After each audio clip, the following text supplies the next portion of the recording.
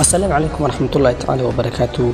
صندوق العقد الدونك اللي يقانو IMF waxaa la aasaasay tabaaqadii 1940 waana ururka maaliyadeed ee adduunka ugu yaraan waxa xubin ka ah 99% dalalka dunida. Shaqooyinka waaweyn ee uu qabto waxa kamid ah inuu kor u soo qaado ama soo taakuleeyo dalalka soo koraya iyo ilaalinta nidaamka lacageed ee dunida. Balse waxaa jira ujeedooyin waaweyn kuwa noo muuqda. Waxa dhowr jeer lagu soo eedeeyay inuu ka amar qaato saraakiil Mareykan ah iyo ganacsatada ugu waaweyn dalalkaasi sida ay wadamo badan sheegeen oo dhaliileen waa nidaam gumeysi ah oo toos ah.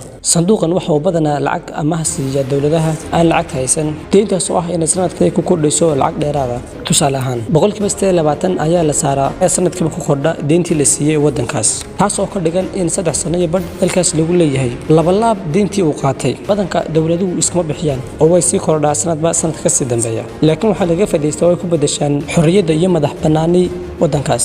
Mana jirto wadan lagu leeyahay deen oo siyaasad ahaan madax bannaan, taasna waxay keentay inuu Mareykanku dunida xukumo. Tusaale ahaan Masar deynta lagu leeyahay ayaa gaadhay sanadii la soo dhaafay $250 bilyan oo dollarka Mareykanka ah. Taasna waxay keentay inuu madaxweynaha Mareykanka isagoo deynta aflagaadanaya madaxweynaha Masarna marka ag taagan yahay inuu waxba ka qaban karo waayo. Laakiin wadamo badan ayaa diiday inay qaataan deyntaas, waxaana kamid ah wadanka Malaysia kaas oo ka guuleystay 9-nadii wadanka Mareykanka. Sidoo kale wadamo badan ayaa ka xoroobay deyntaas, waxaana kamid ah wadanka Turkiga oo 2015 iska bixiyay 100 milyan ee ugu dambeysay kadibna IMF ayaa 5 milyan dib loogu amaanaystay.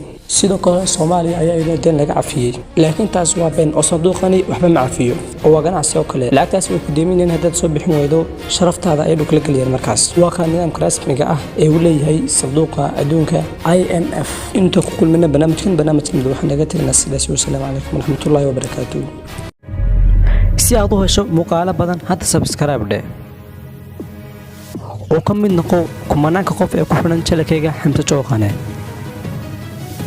nagu soo bir caalamkan cusub adoo ka faa'iido doona xogooyin iyo dhacdooyin la yaab leh.